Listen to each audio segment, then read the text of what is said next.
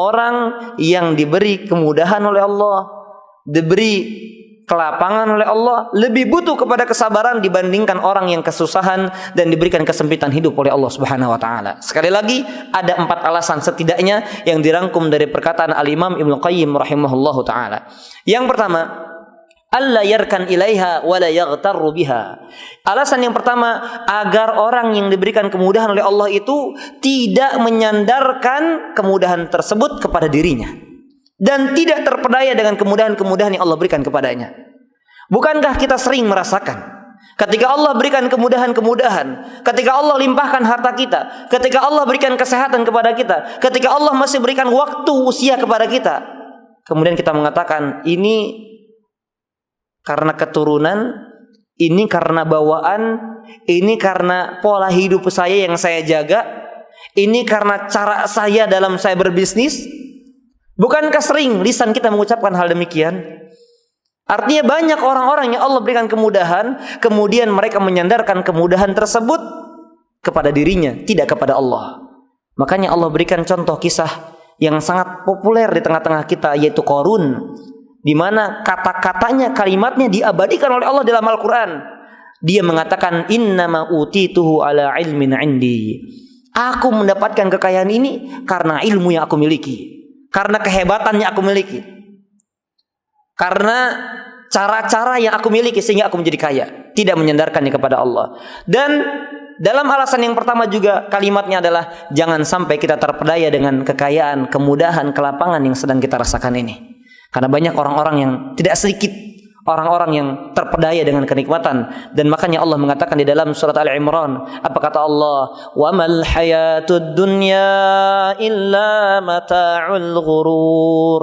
Tidaklah kehidupan ke dunia kecuali adalah kenikmatan yang menipu. Alasan yang kedua, ma'asyiral muslimin azani Allah wa iyyakum ajmain.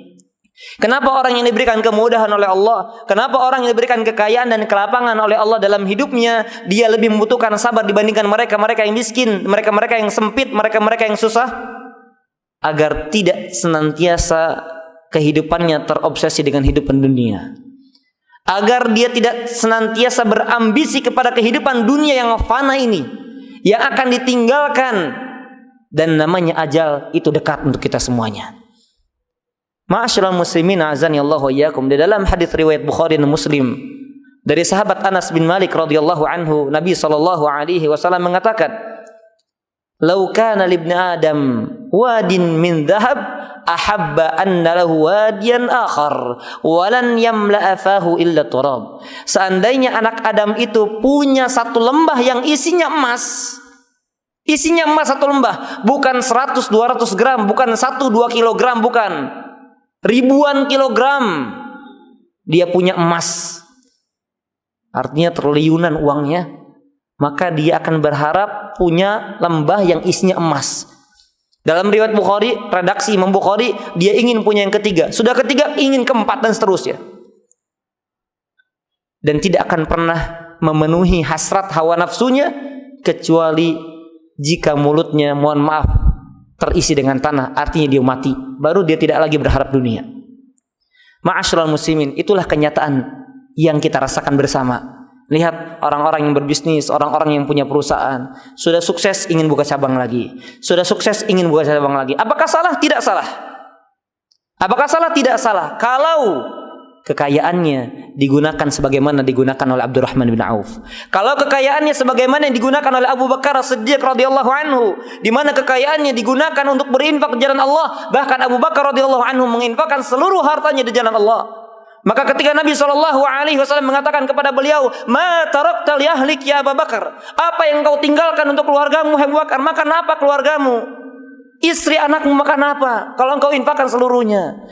Taraktullah wa rasulah.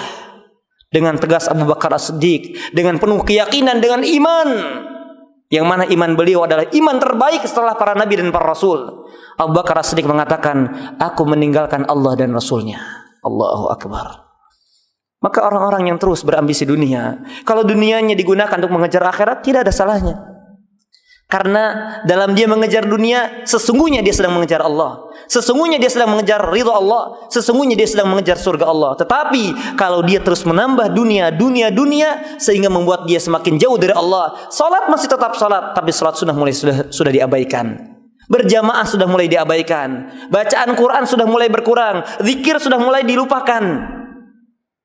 Waman a'rada an dzikri fa inna lahu ma'isyatan dhanka. Apa kata Allah? Barang siapa yang berpaling dari zikir, dari mengingatku, maka baginya kehidupan yang sempit. Sekalipun kaya, tetapi hatinya tidak akan pernah merasa lapang. Itulah hakikat kehidupan orang-orang yang senantiasa berambisi dunia. Na'udzubillah min dzalik.